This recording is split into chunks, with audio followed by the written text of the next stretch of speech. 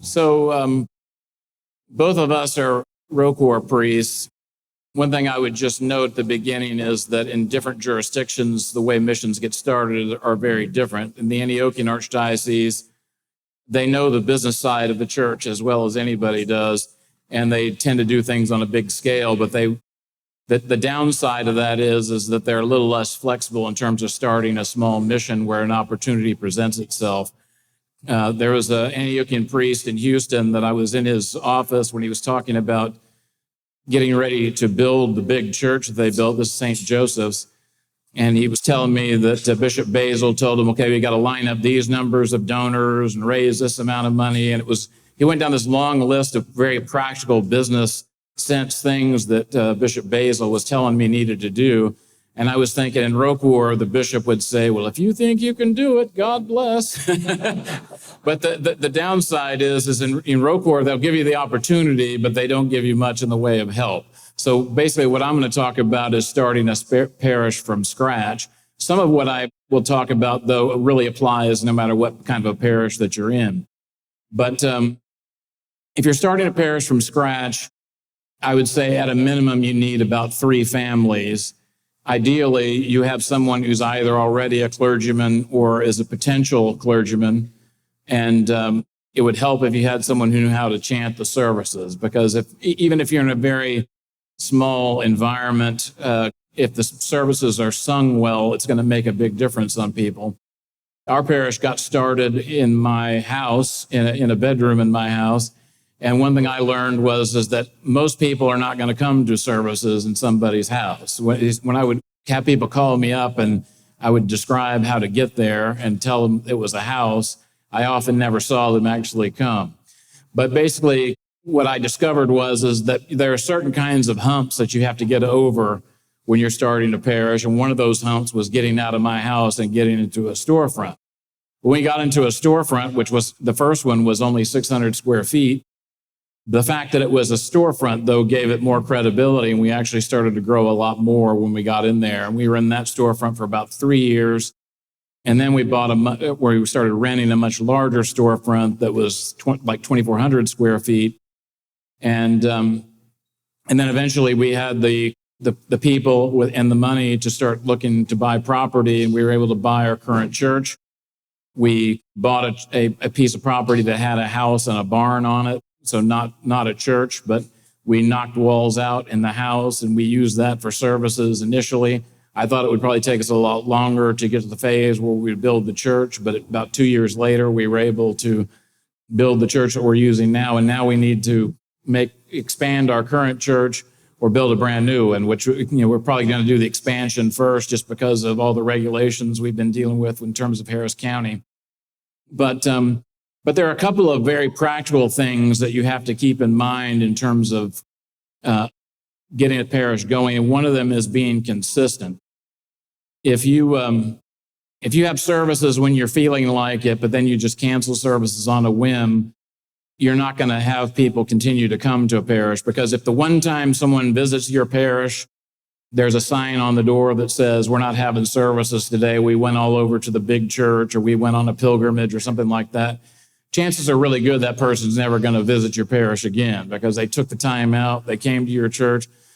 Someone compared it to a parish is kind of like a train. You might not want to ride the train today, you might not want to ride it tomorrow, but when you want to ride the train, you expect that it's going to be running on schedule. Or when you open up the refrigerator, you expect the light bulb to come on. And so you have to be dependable.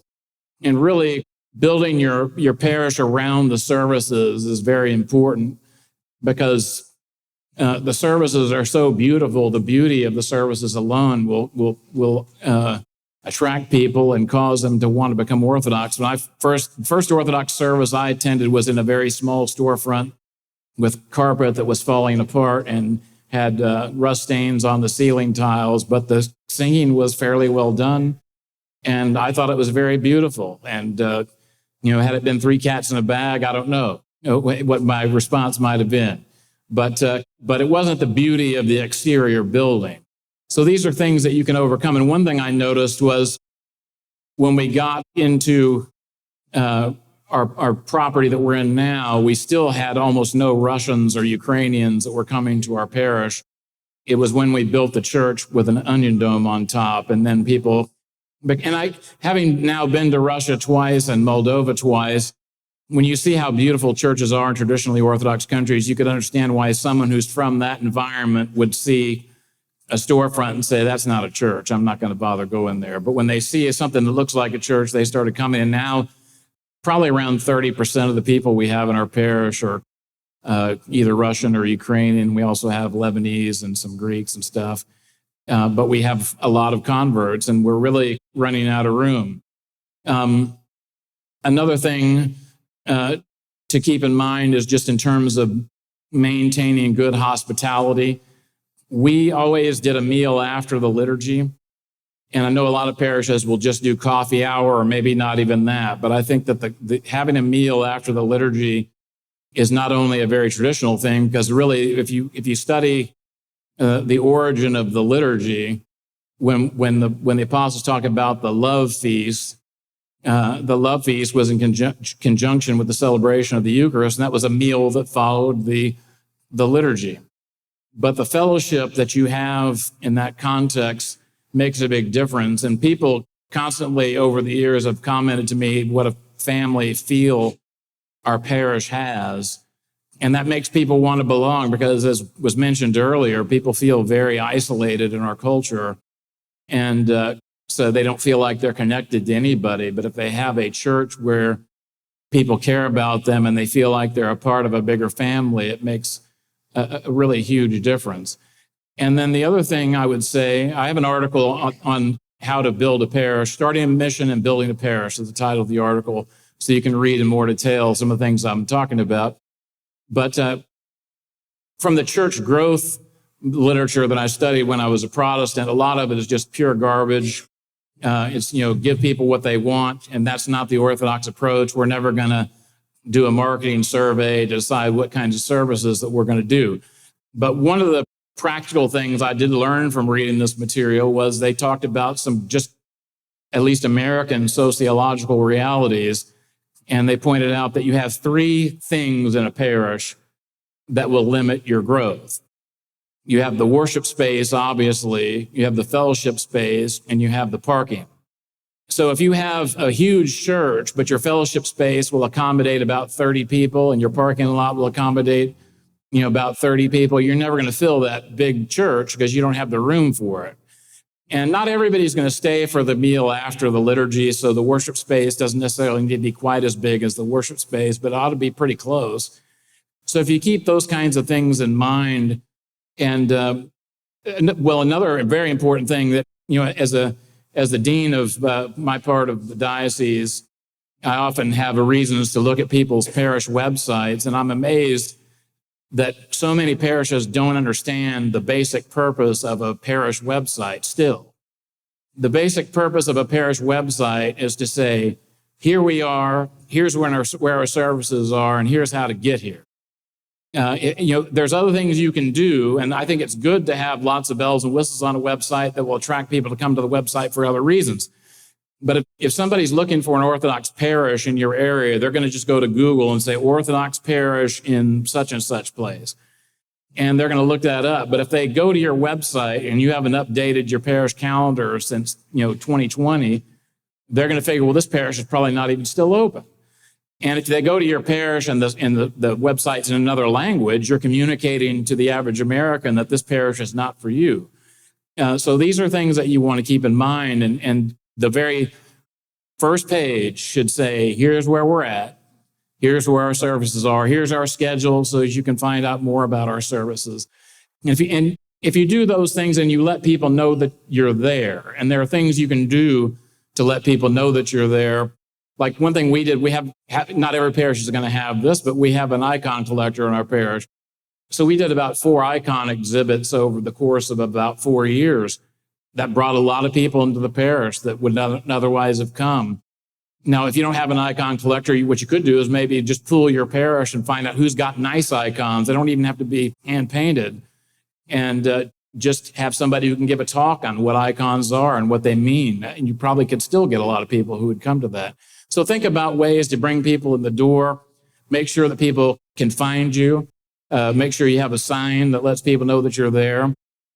One other thing that our parish has always done is our sign says St. Jonah Orthodox Church. It doesn't say St. Jonah Russian Orthodox Church. Not that we're trying to hide our connection with the Russian church abroad, but I know that if I was not Orthodox and I drove past a sign that said Russian Orthodox, I would probably be thinking, well, I'm not a Russian, so that's not my church. So you want your sign to convey that you are welcoming people, and your website should do the same. Brother Gabriel? Hello, it's good to be here with you today. I'm Father Gabriel Weller from Holy Myrrh Bearers Orthodox Christian Church. And we got a blessing to add the word Christian to the name of our church. We're in the tip of the Bible Belt, which I heard someone talk about earlier.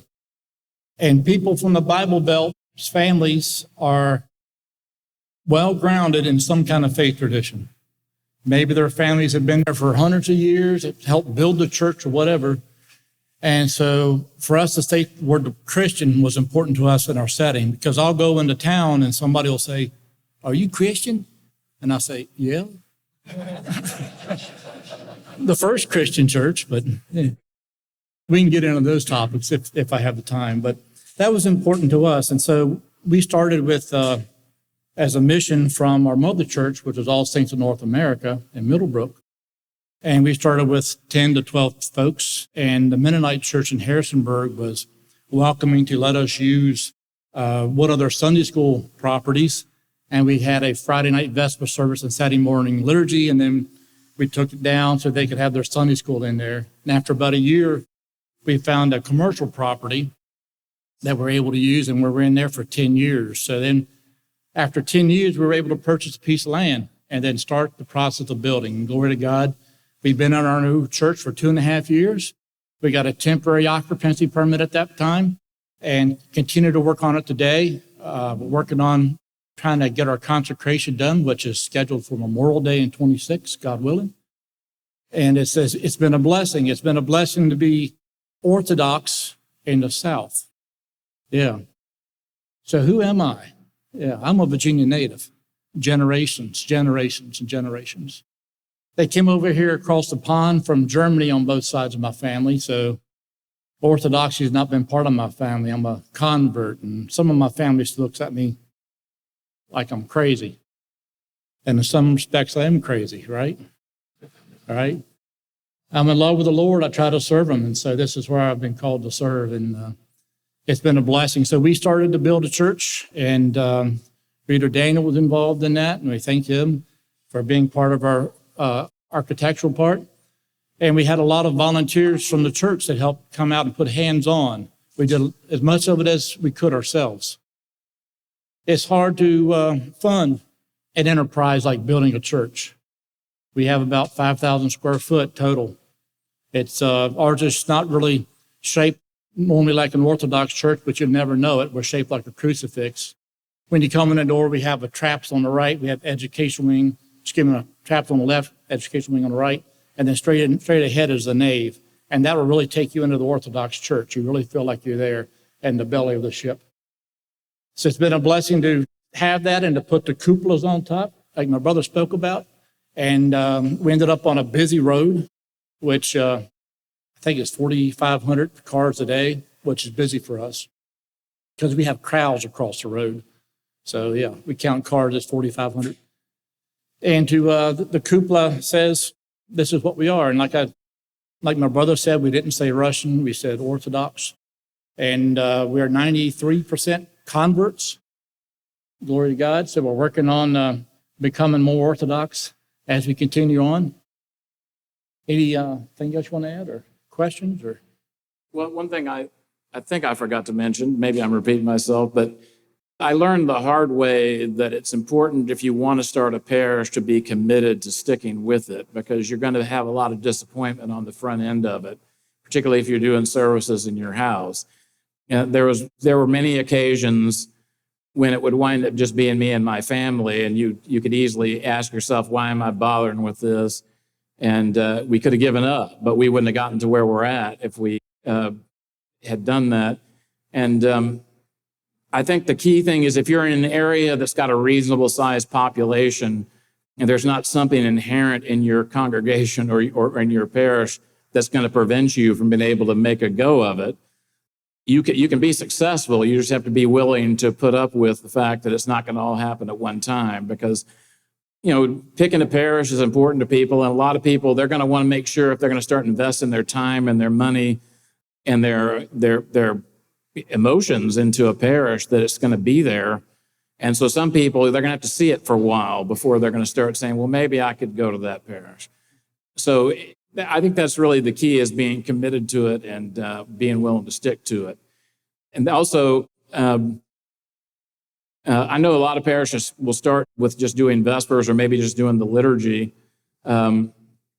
We always did a vigil. Now, my wife and I knew how to do a vigil, and I know not everybody would be able to pull that off right off the bat. But there were times when we did a vigil where I was chanting it by myself when we were in the storefronts once we got out of my house, because nobody came. But I just did it, and now we have very full vigils, and that's how you get there. If one of the logics, it's kind of counterintuitive, but it really isn't, and that's that if you only do Vespers, if people are driving an hour to get to your church and Vespers is 30 minutes, 45 minutes, a lot of them are going to figure, well, I'm not going to drive an hour for a 45-minute service. I'll just go to the liturgy. Whereas a vigil is going to be more like 2 hours and 15 minutes to 2.5 hours, maybe longer on some feasts. And so if people have to drive an hour, if it's a longer service, they're actually more likely to drive that hour than they will be if it's a shorter service. So I think doing a full liturgical cycle as much as you're able to do is something that I would encourage you to try to do. And then you don't have the problem of trying to get people used to doing vigil after they've been doing Vespers for a long time. But obviously mileage will vary. And I've counseled people who weren't able to do vigil because they just didn't know the services that well to start with Vespers. So it might be a good idea as a stepping stone under some circumstances. Do we have any questions? Thank you. You mentioned, Father, that your parish is 93% converts, and I'm wondering, what are the practical considerations, or how do you, in that environment, keep things orthodox and prevent things from going off the rails? As best as you can. Because everybody's coming from a different faith tradition or no faith tradition. And so I try not to set a mold. Try to be somewhat flexible with what they need. But at the same time, too, having some kind of a set service that they become part of. Father John Modus of blessed memory used to say that we marinate in the service. And so the more they attend, the more Orthodox they become. Fathers, what would you say to maybe a church that want to do an abbreviated vigil just to try to get into the flow? Is that like sacrilege, or how does that work? Well, most parishes do some kind of an abbreviated vigil, even mine.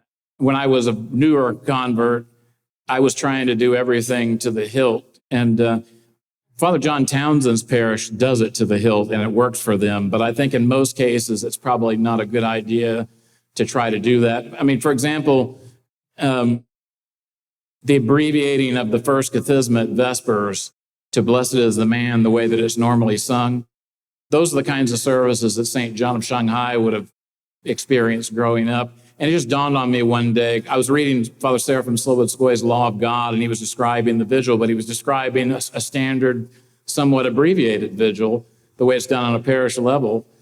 And it just dawned on me, well, if saints like St. John of Shanghai grew up in parishes like this and became great saints, maybe it would be okay to do that. So I think it makes it a little bit more manageable. St. John has an article that's on orthodoxinfo.com on how to keep the Typicon, and basically talks about standard abbreviations, but he also talks about things that he doesn't think you should abbreviate. So I think that probably provides pretty good guidance on how to go about it. Thank you, Fathers. Maybe to connect this to something a little more Southern, hospitality and specifically the hospitality of how you approach welcoming new visitors into the nave even? Do you like to have greeters say hello to everyone? Do you have specific assigned chores? How do you approach that, and what has worked? In our parish, we have a lady by the name of Rosa, who's a Honduran Jew, and she is the sweetest lady in the world, and she makes sure she keeps an eye out for everybody who comes in the door, makes them feel at home, make sure they stay for the meal afterwards. And she's got tons of godchildren as a result of that. But having somebody who's going to do that, and the thing is, she's not always able to be there. I mean, her health is not always great. So I've tried, I literally got up and made announcements saying, Rosa's not going to be here for the next couple of weeks. So I need some people to step up and do what Rosa does. So encouraging people to try to be like that, because it is true that if somebody comes into your church for the first time and nobody talks to them, and then they walk out of your church and still no one's talked to them, the chances are really good they're never going to come back, and they're going to feel like, well, that's a cold parish. Even if they'd stayed for the meal afterwards, maybe they would have had a different impression, but they weren't made to feel comfortable on the front end, so they never got to that point. So I think it is very important. Another thing that we do is we have visitor sheets that we have people fill out so that we can put them on our email list and make contact with them after the fact. So these are kind of practical things I think are very important. We somewhat have a team of people, and I don't even have to navigate with it. It just takes off, and people are very friendly, and they reach out. So, yeah. Okay, back here with another question. This is actually a comment, Father, to your point about removing the Russian from the name of your church. This is just a true story to maybe inform some. But our church is Antiochian, and our priests ended up dropping the Antiochian from the name simply because a local pastor asked him what we had against the Ochians. That's a true story, but it shows what our culture is like. Well, the Antiochians have one big advantage, because you see missionary Baptist churches that are Antiochian missionary Baptist church, so people don't know that Antiochian refers to an ethnic group. I like to also tell people that I'm from up south, not down south. Down is warm and fuzzy, but I'm from up south. So I'm over the Blue Ridge Mountains in the valley, okay. But the south is closer to heaven. So I'm from up south.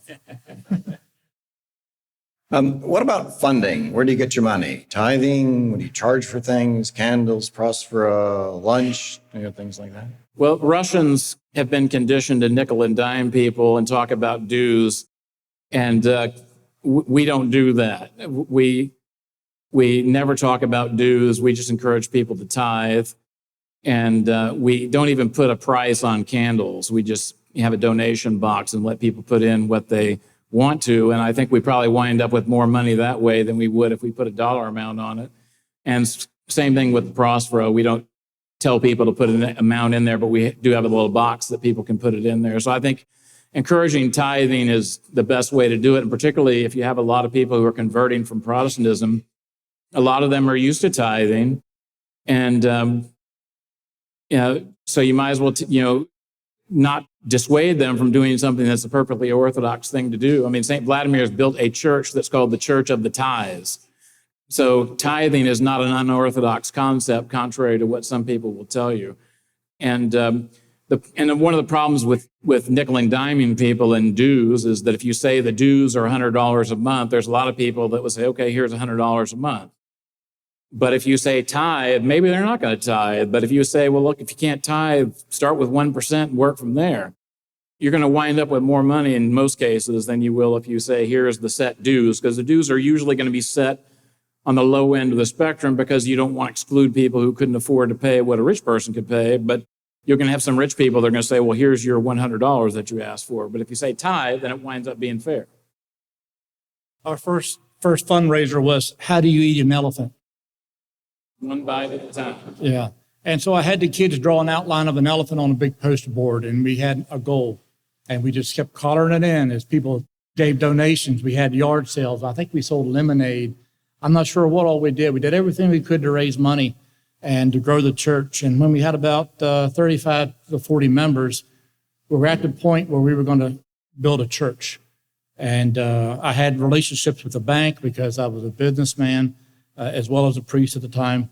And so I leveraged my bankers to help us fund the church, and off we went. So everybody has a little different story how they come into operation, but that's our story. Last question.